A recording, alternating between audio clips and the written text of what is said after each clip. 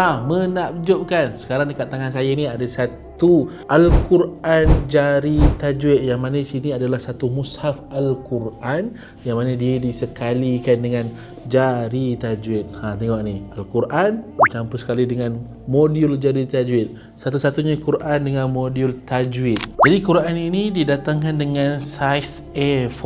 Tengok dekat tangan saya ni, saiz A4 besar. Jadi sesuai untuk orang yang kalau tak nampak tu, yang kecil tu boleh nampak.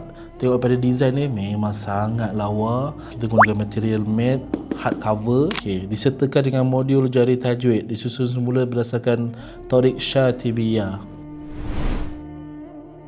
Jadi dalam ni kita dah sediakan sekali dengan kad jari tajwid. Jadi kalaulah katakan kita tengah baca Quran, jadi kalau kita tengah baca Quran, kita keliru nak baca yang mana, apakah hukum tajwid yang kita tengah baca ni, kita boleh terus je pusing kad.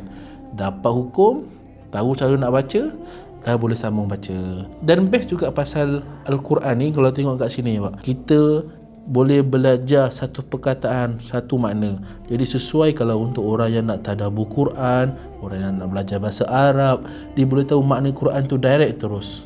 Sebab kita ada perkataan, terjemahan perkataan lafziyah. Sampai itu kita juga ada sediakan juga terjemahan lengkap. Sini ada terjemahan lengkap, ada doa-doa, ada hadis. Jadi jangan risau juga sebab Quran kita ni dah dapat cop KDN ya. So memang sah dan sesuai untuk rakyat Malaysia untuk boleh pakai lah. Jadi kalau sesiapa berminat nak dapatkan Al-Quran ni, boleh tekan ataupun cek dekat beg di bawah. Ingat jari, ingat tajwid.